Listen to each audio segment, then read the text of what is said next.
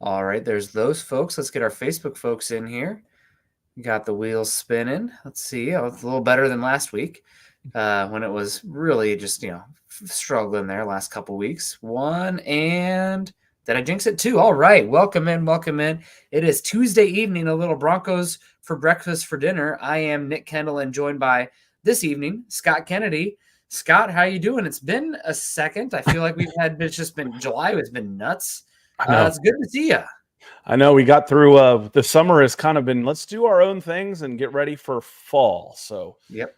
yeah, we'll see a big storm hitting the house right as we are going live here. So we'll see how long we can stand. If I freeze out, I might just support you from the green room.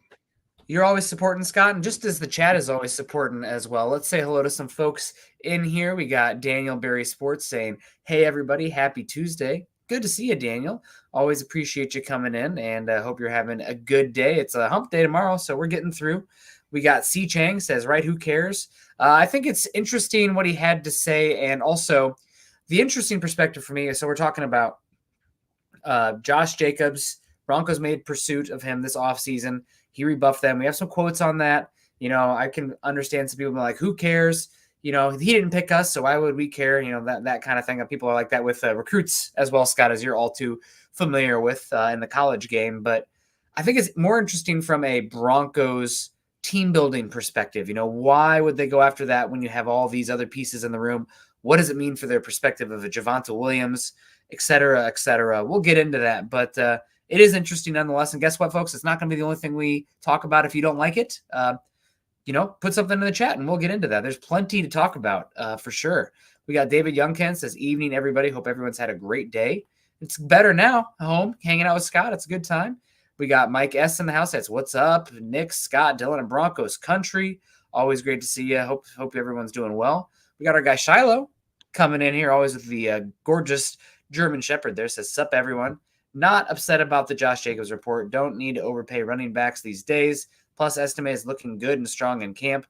Yeah, I'm with you. I mean, who knows what the contract would be, right? You have guys like Saquon Barkley not getting huge deals. I don't know exactly what Jacobs got paid off the top of my head. I do. I looked it up. Right. Yeah, I looked it up. So it was reported as a 4-year, $48 million deal, but it was 12.5 guaranteed. So it's basically a 1-year, $12.5 million deal. Yeah. But the way they structured it across the 4 years, that he actually has a big enough dead cap number that it could be a 2-year deal. But he's only counting like 5.5 against the cap this year. And then it goes up to 12 next year against a 9 dead. So he has he has a little bit of security for making it a 2-year deal. But it ended up being, 4 years, $48 million. What was it guaranteed again? 12.5? Oh, yeah. It's a quarter of that then. Yep. Always got to look at the fine print there on those contracts and the guarantees and how the dead cap is split across.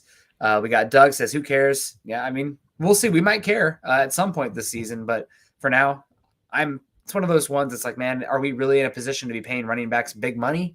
I don't know if Denver is, and kind of lines up with Jacob's thoughts as well, but we'll see. We know how much Sean Payton loves to spend at the running back position. Luckily, folks, oh man, Nick's already going to do it, isn't he? Everyone drink.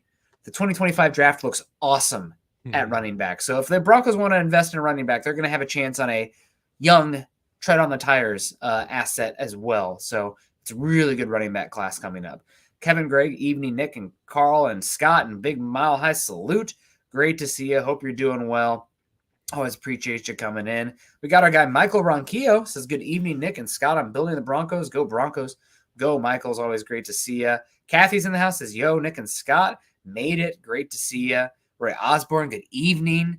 I'm on assignment in Sturgis at the bike rally. Well, good times, man. That's a heck of a party out there. Hope you're doing well and enjoy. I've definitely been. I'm not a motorcyclist myself. Scott is more the motorcycle guy. I don't think Harley, but I had a big cruiser. I did have a big cruiser, but I didn't want to spend twice as much for the Harley for half the reliability. So I had a big Yamaha Warrior 1800 cruiser for about 20 years. Good times, man. I been on a motorcycle once. It was fun. But I'm much more of the wave runner type. If I had to pick my, dangerous God, I open love vessel. those. Yeah, they're a Yeah, blast. absolutely a blast. I saw an Instagram reel the other day where somebody was riding wave runners in Alaska up to like glaciers and waterfalls coming down like fjords, and I was like, sign me up for that. I want to do that one. That sounds awesome. Thank you, Howie freaking Day, coming in here. Also awesome with the support.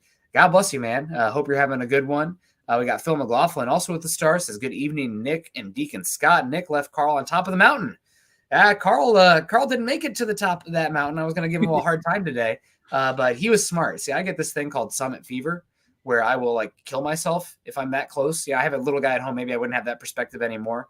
But if I put in all that effort, I am going to push myself to zero to make it. And Carl's a smarter man than me because he knew that getting up to that camp was enough. So God bless him for that. And more mountains to climb in the future, for sure. I think I did 24,000 steps that day that you guys made it to the top. I got lost in the woods. Good for you. See any bears yet? No, literally, I couldn't find my way out. There was a trail. It was like a series of P's. Like, okay, it goes straight up here, and then there's short loop, medium loop, long loop, and then they kind of crossed over each other, and I couldn't find my way out of there. So I ended up with like 25,000 steps on Sunday. Yeah. Well, you survived. Got to have that water filter with you, right? I don't know how that would work out there in Georgia, but see, I grew up when water made you weak, so I'm okay. I don't need a tunnel. I drink so much water. We've talked about this before. It's I drink a half gallon of water by like 9 a.m. So I'm usually pretty good for that. I need to join you on that. We got Heath Holmes says, "Hey Nick and Scott, been a while. Yeah, good to see you, Heath. Hope you're doing well. Roy's out in Sturgis because of law enforcement stuff. Well, hopefully everything's okay." We got our guy Patrick in the house. Says, "Aloha, my coffee brothers." Patrick, I know it's always a lot of backpacking as faux pas to like carry extra gear, right? You want to be ultralight, right, as much as possible. Nothing that you can't use multiple of. Well, I brought a bag of Kona coffee from Patrick and my French pep press that attaches to my backcountry stove because God bless it, I was going to be drinking good coffee in the backcountry. And 11:30 p.m. Before making that summit push, drinking my Lion coffee on that rock there before hiking 5 miles, 4,000 feet up to 14,500. So thank you, Patrick. We were powered by Patrick that day, as we are most mornings. We got Greg Smith in the house and caught up. Let's talk about this, of course. So Josh Jacobs, absolutely put a spanking on the Broncos for a number of years with the Raiders. Hate to say it, but it's the reality. And he's a free agent this season. I know that not last offseason, but the offseason before, Sean Payton made comments about how great it'd be to have Josh Jacobs, I think before he was officially signed, but just how great he'd be. And reports come out today that Jacobs was approached by the Broncos as by many other teams. But he said, quote, "I didn't want to go to a team where I felt like I was going to be in a rebuilding situation. I didn't want to go to a team where I didn't feel like I was going to come in and immediately make an impact and be one of the factors to get them over the hump." So again, Broncos, the national perspective is that this is a rebuilding team. They are not immediately in contention for the division, let alone a Super Bowl. And that's okay. We even have Sean Payton today talking about an interview about the Broncos team with Cynthia Froyland of NFL saying, like, I know that like we have the Chiefs in the division, but like right now it's about this Broncos and this young team and the young guys, and talked a lot about this positive draft class. But I don't really take an exception with what Josh Jacobs said. He went to the Packers. Packers are a good situation. Mm-hmm. Who is he competing with there right now? Highest paid quarterback in the NFL now as well. Crazy. So I don't have any problem with it. I'm honestly a little relieved we didn't pay a running back. Uh-oh. Hopefully Scott's weather didn't just go out at that moment. Oh, it's me.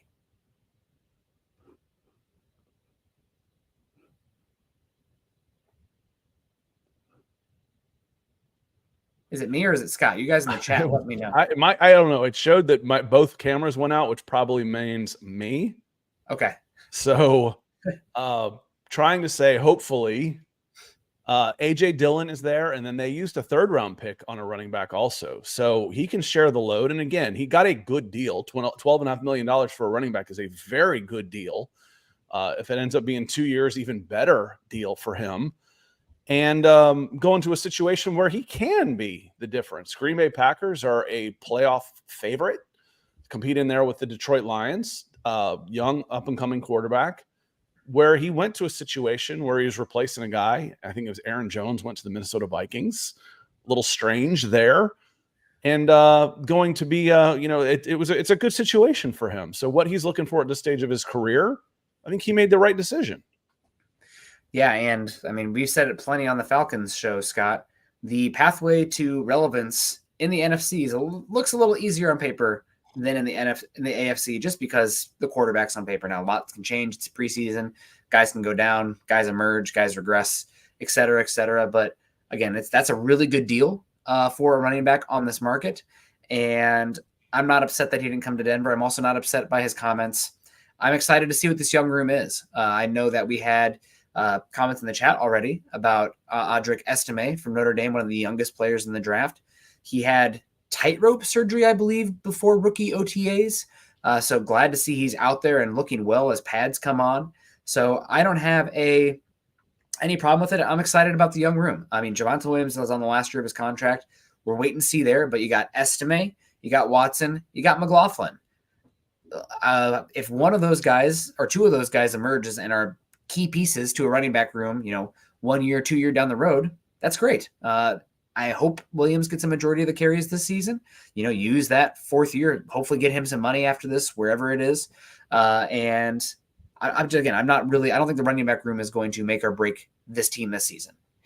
You figure Estime is the only guarantee. It looks like Javonte Williams will be there. Samaje Perine end up on this team? That's the tough one, Scott. I think 5. I mean, we're talking 5 running backs right now. Yeah. Usually you keep 3 on an active roster, on a 48-man active roster. A game day, excuse me. Yeah. You can keep 4, but you better be a special teams demon. Which of these guys is playing special teams if you're carrying 4 on a 53-man roster?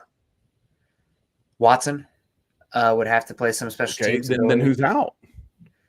Javonte Williams, Estime, Watson, Jaleel, and then Samaje's out, right? I would assume so. Contractually, save a little money there. I mean, he's your second leading returning receiver from last season now, and he had a lot of reliability and pass protection. But he is a depreciating asset, as terrible it is to dehumanize these guys, especially the running back position. But viewed from a dollars and age perspective, just logistically, he's somebody who you have less long-term value keeping on the roster. So if it's close at all, you're probably keeping all the young guns. I would say Jaleel McLaughlin is one that I know we saw a lot of positives last season, but like his scope is so limited, Scott. Like he brings no special teams ability. He hasn't shown a pass catcher. Isn't he a similar type of player to Blake Watson? A little bit. Watson, I believe in college, showed a lot better receiving chops and prowess, but I could see a battle between those two guys. I would have said it had been close coming into camp, and it still probably could be close, but we do have back in OTAs where Peyton waxed poetic about how much McLaughlin works and the effort and everything like that. I mean, doesn't make him any bigger or a better pass protector per se, but the fact that we have positivity from Peyton on that front makes me lean that way. Yeah, in college, we call those program guys. The guys that you can count on to push when it matters the most, the fourth quarter, the guys that are working the hardest in the summertime, and that that will run through a wall for you. Yeah, exactly. So, I mean, pulling for all the guys, of course. I mean, it's also, Scott, July still, and we have a lot that can happen between now and then, and knock on collective wood, everybody, but it's the running back position, right? A lot can happen, but it's July. Hell, we got games next week, brother. I know, but that's exactly it. These back-end running backs are going to get some run. Injuries are going to happen at the running back position across the league. Hopefully not Denver, not pulling that for any of these guys. But right now it's a problem. 24 hours from now, it might not be a problem. That's just the tough nature of the NFL and the physicality and just the meat grinder that is the league. Coach 499 coming in here says, good to see you, studs. Have a great show. Always appreciate you coming in here, Coach. I love the Goku picture there from Dragon Ball Z, taking me back to my childhood. Fun anime there. What would you consider childhood? What years or what age? Yeah, like what years? Probably for me, 98 to 2004. Yeah, I was an 80s kid. I did ages 7 to 17 in the 1980s. Yeah. I mean, you don't get much more 80s kid than that. No, you are tried and true there, for sure. I was 25. Let's see. I got married in 2000.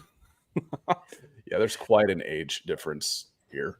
You're young at heart, Scott, and you're also active and healthy. I feel it. I feel it tonight, kid. We're hanging out. We're doing well. I mean, I was pushing to the limits there on that trip, Scott, because I was getting we got like no sleep. But hey, we made it. And we're hanging out again, and we're going to hang out again tomorrow morning. But for now, let's talk to Gary Palmer. 999 says, haven't seen you guys together in a minute. Nice. Yeah, the season is right around the corner.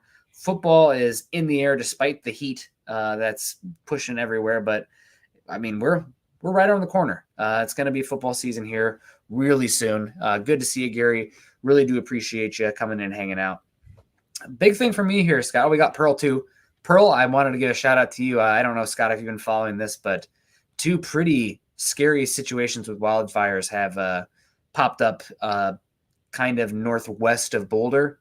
There's a town called Lyons and a town called city called Loveland, and two wildfires that, like, from Boulder, you can see two different smoke plumes. And it is going to be really hot the next few days up there.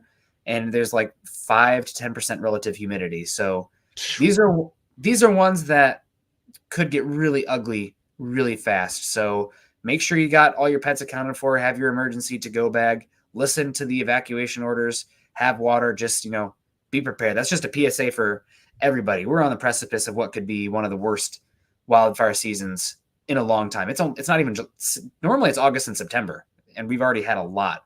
So stay safe, Pearl, and everybody out in that area. Pearl, you're on the Mile High Huddle podcast Facebook page. There's not a lot of conversation that goes on in that one. If you wanted to go to the Mile High Huddle one, there's a little bit more over there. But stay safe, Pearl. Take care of those corgis. Watch the air quality too. I mean, if even the fire's on around you, it's just devastating. But be aware. Hope everybody's doing well out there with that. Just keep an eye on it for sure. But back to the Broncos here. We do have the, perspective of a lot of people saying, who cares? He's a Packer now. Well, the Broncos made a move there. So getting into Sean Payton's mind, George Payton's mind, more so Sean Payton's mind, we don't know what the Broncos offered. It could have been not even close to what the Packers offered, despite what Jacobs is saying. But let's say it is close. What is the rationale? And in Zach's, and it says reaching out, in Zach's write-up on the website, it says took less money to go with the Packers. I'm like, I can't picture the Broncos. And maybe he meant less money than other offers. One, I don't think the Broncos ever made him a formal offer that we know of. But two, you're not in a position where you can offer 8-figure contracts to a running back right now. That doesn't make any sense to me, despite the fact, as Jay says, this guy's been a Bronco killer. And I love that Sean Payton was, dry enough humor to talk about it, to say, listen, everybody should be after this guy. Get him out of our division. We will take him, but just get him out of the West and we'll be happy. He's been killing us. So yeah, that's it. That said, the Broncos have some money. They've got some leftover money that they could have spent that they'll probably roll over into next year, and they absolutely have money next year. So I think they could have made it happen, but is that where you want to go? Maybe.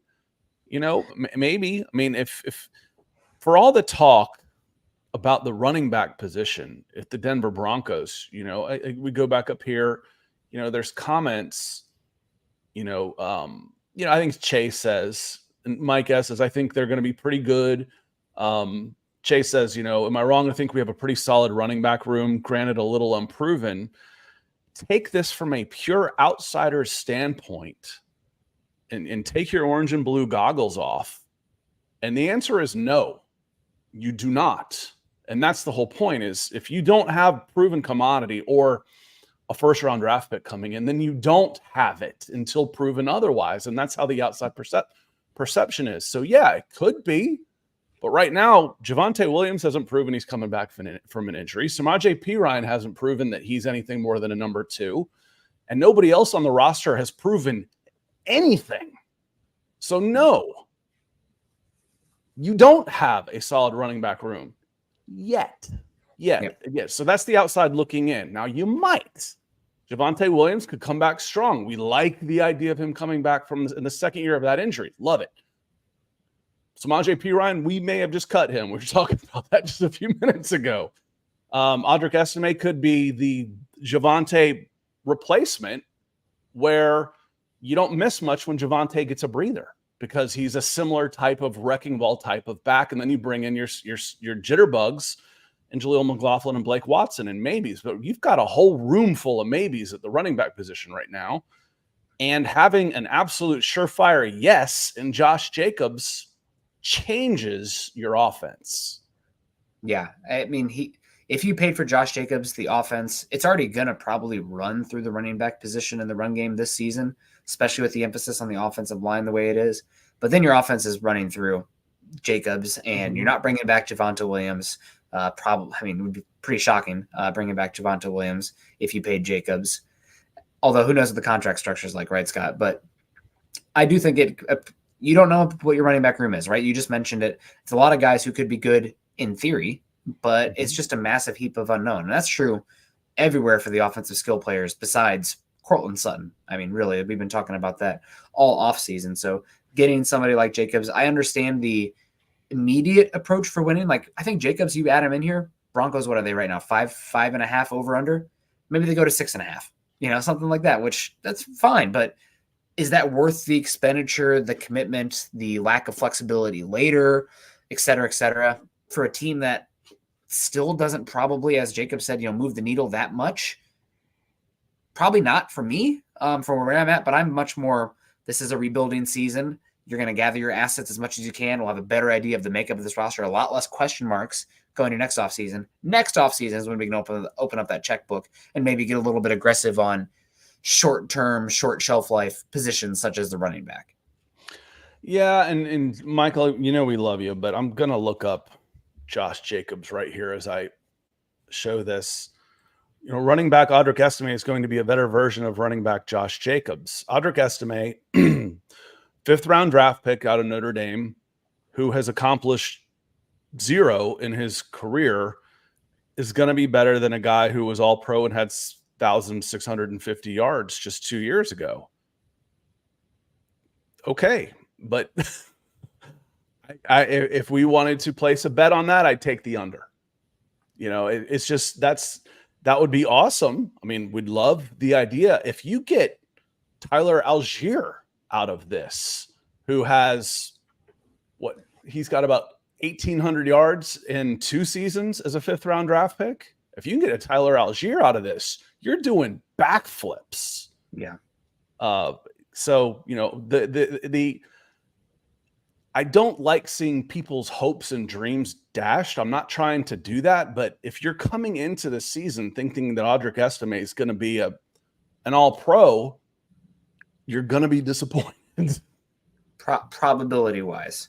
But we'll see. I did want to say hello to Ernie Mays. Happy belated birthday again, Ernie. It says Broncos 10 or more wins. Think big, go Broncos country only.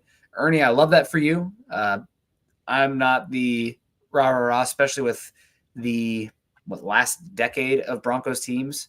I'll need to believe when I see it, but I believe in the direction of the team more than anything else. So again, it's about the process. We'll see how it plays out. Jermaine comes in and says, I thought I seen Scott on a Harley with a mink coat. Go Broncos. No, but that was me on a big loud ass cruiser in a monkey costume. When was this? I have a video of this from let's see, my son was born in August. It was probably 2009 because he was still an infant. My wife's in a giant banana. We were like Tarzan, or I don't know what it was, but I was in a monkey. He's in a little tiny monkey outfit. I've got a big giant monkey outfit, and she's a giant banana. And that's what we were for Halloween. And by God, I got on my motorcycle and cruised around the neighborhood in my monkey suit. So, and normally that's just me in a regular suit and you call it a monkey suit, but no, Jermaine, you're a lot closer than you think. Is that when the HOA started coming at you, Scott? I have a video. Well, I did it without a helmet. Just didn't go more than 20 miles an hour just in the neighborhood, but just did a quick circle and came back in. But you're closer than you might have thought, Jermaine. We need the video of that for sure. I've got it somewhere. And Phil comes in with some stars, follows up. He says, did I hear Peyton say that they will address the PS2 contract? When will they do that? He made a joke about it, Phil, and kind of says, we'll get to that when we want to get to that, is what he said. Yes, we want to do that. We'll get to that when we want to get to that. Don't ask, is basically what he said. You still have 3 years of control left with Patrick Surtain. He plays a position. It's the other thing that's weird, Scott, is that the cornerback market has really depreciated over the last. It's flattened in comparison to the inflation of the cap. Right. So relatively to the proportion of the cap expenditures, it's dropped a lot. So obviously Surtain's going to reset the market when that happens. Let's get into this. Why? You've heard me talk about it since you've known me, being a crotchety old man bemoaning where the game has gone. Who wants to play defense anymore? Because you're not allowed to cover. They'll call pass interference on you. You're not allowed to hit. They'll throw you out for targeting. Who the hell wants to play defensive back anymore? I was all about. I mean, I went to Auburn, but one of my favorite teams of all time was the 92 Alabama Crimson Tide. That was George Teague, Jonathan Copeland, I think is who it was. And that defense was just absolute. Antonio Langham, just insane. SEC was all about defense. Not anymore, man. Nobody plays defense anymore. So where are your unless the only thing you do is defense. The most athletic human beings in the United States either play NBA basketball or they play cornerback. It's not like that anymore. Just like I talk about pitchers and quarterbacks. All your pocket passers are standing on somebody's mound or in the bullpen, 6'5" guys throwing 95, 100 miles an hour. Nobody's playing defensive back anymore, man.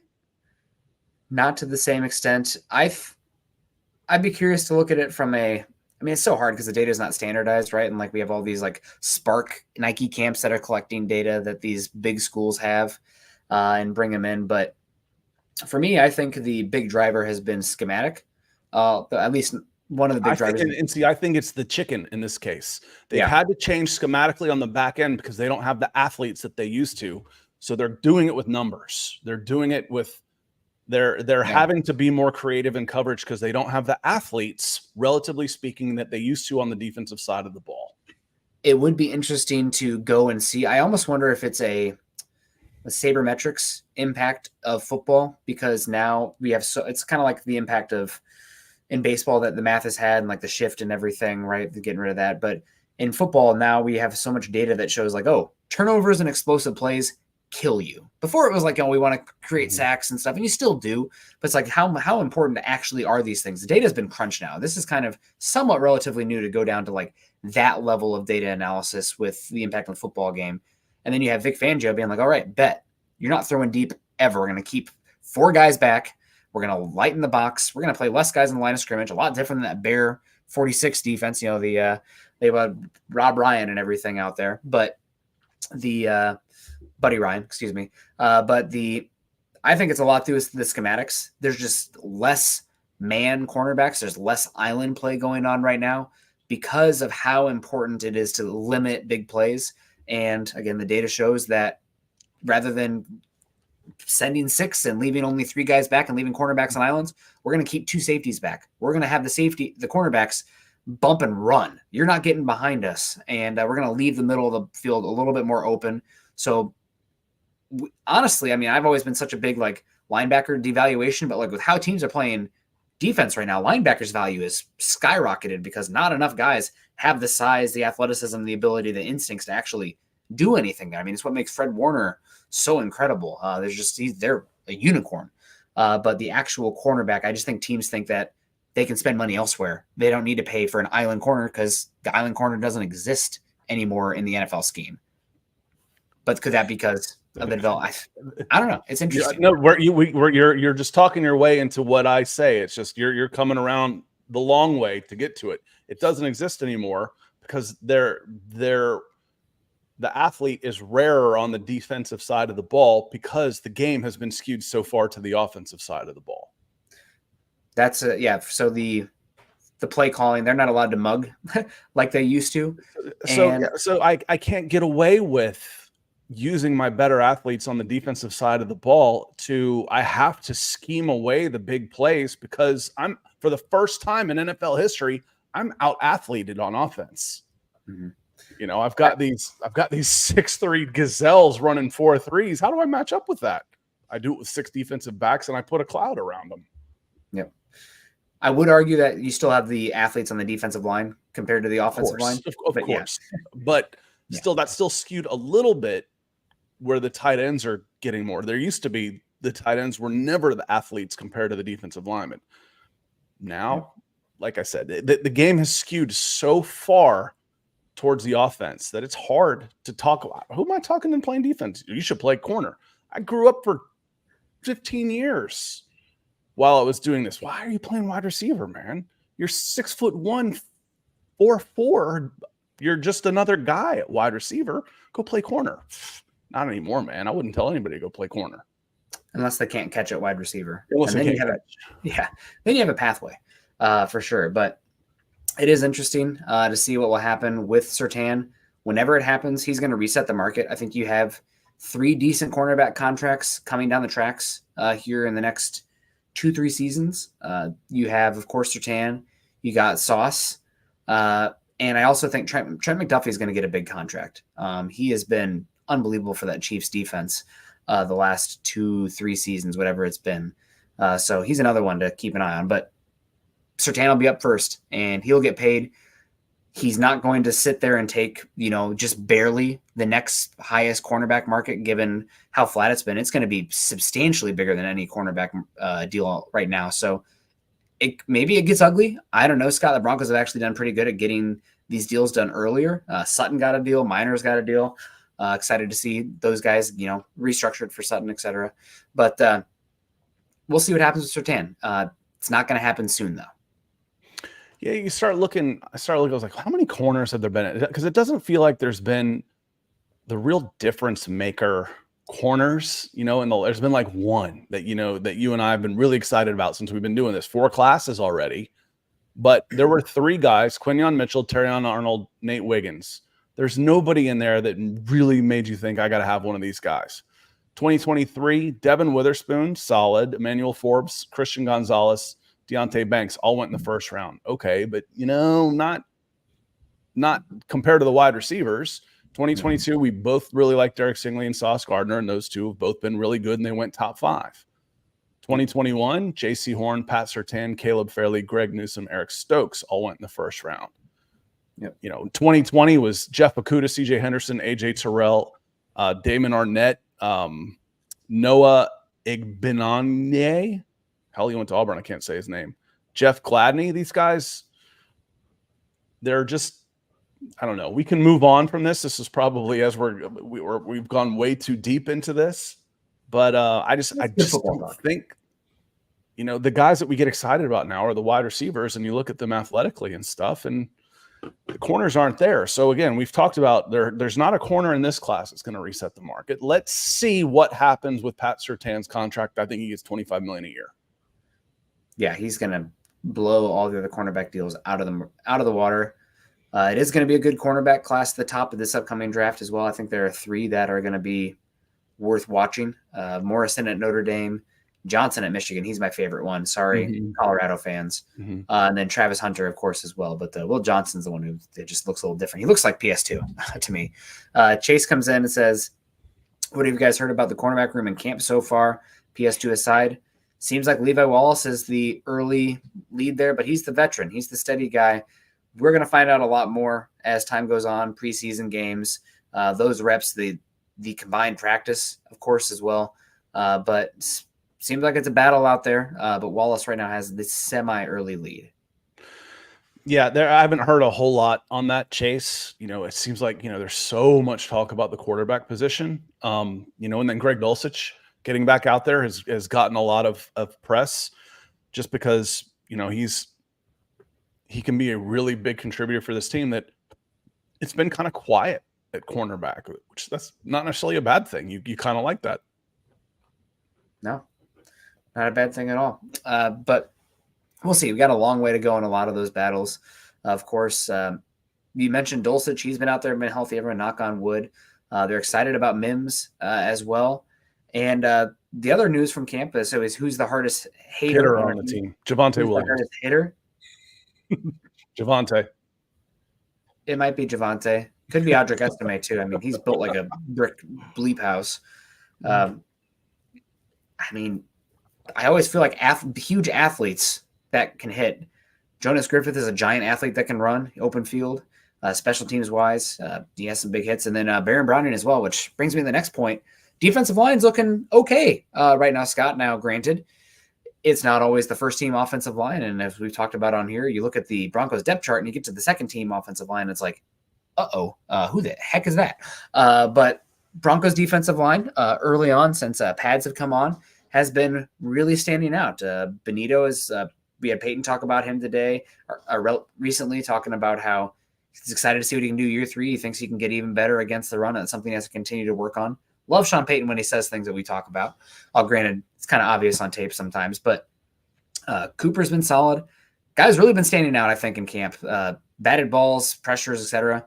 Baron Browning. Again, it's the Lucy of the football here, Scott. But if Baron Browning can stay healthy, he is an interesting one because he has a combination of athleticism, length, bend, burst, that size that the other guys just don't possess on the team. So we're on Browning watch. He's been healthy. Year 3 at edge. He could end up being this team's number 1 edge rusher pretty easily. Yeah, once he got back in last year, he played. Yeah, he was out at the beginning of the season, but then he was okay. He was inactive week 16.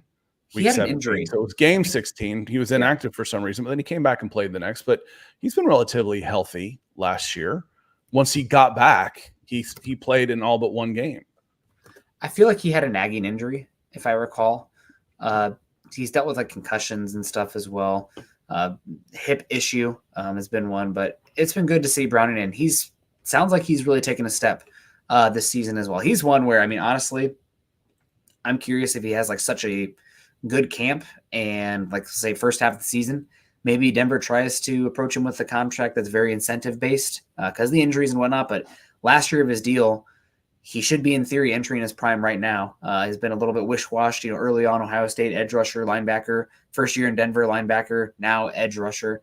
But it sounds like he's been standing out and bringing a lot of energy to the pass rush group. And that defensive line, Jonathan Franklin-Myers, Zach Allen, Roach, and those edge rushers as well have been getting after it.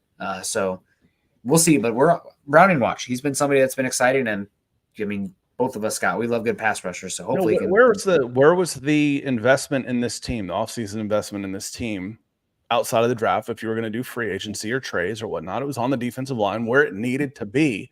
Yep. I mean, if you cannot stop the run, even slow down the run, I don't care what else you do. Yep. You're in trouble. If you're in 3rd and 2 or 2nd and 2 a lot, yep, you're in trouble. Just flip it on the other side. I'm in 2nd and 11 all the time. I'm in 3rd and 8 all the time. I'm going to have trouble winning football games. Yep. So, yes, this defensive line is much improved. Does that mean they're good? We'll see, but I like some of the pieces that are there. And the thing is, the bar was set so low last year that they will be better. They will. They'll be better this year. DJ Jones should play better. You brought in Franklin Myers. Franklin Myers from the Jets on a trade that he kind of rubber stamped. Yes, I'd like to go there. I like what they're doing. I want to be part of that.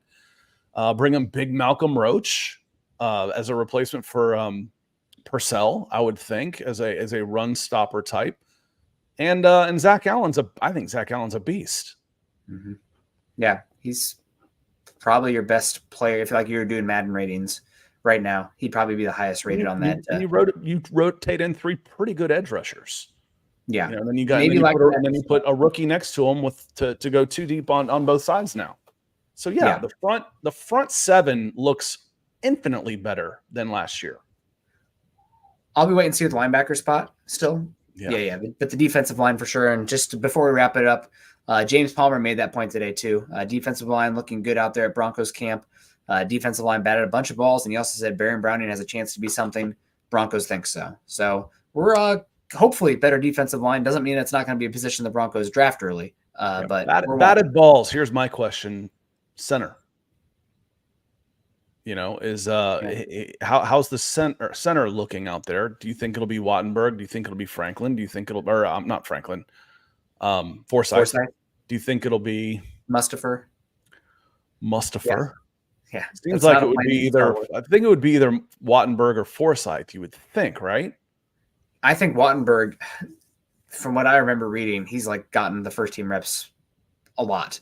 So it seems like he's definitely the guy right now. I also think he's been most impressive in meetings as well, digesting the blocking schemes and what to do with the calls and the coverage there, but on the offensive line. So it seems like Wattenberg is definitely leading right now. But again, once we're in preseason, we're actually getting the tape to digest, not just Denver going against Denver.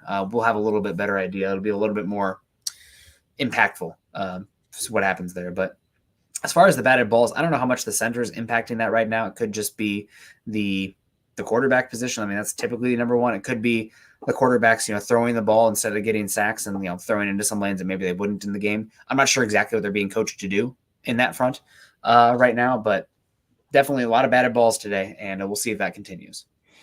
So, and going back to my comment about Roach, I think what Roach helps you do is it helps you slide two defensive tackles in. So not necessarily a replacement for Purcell.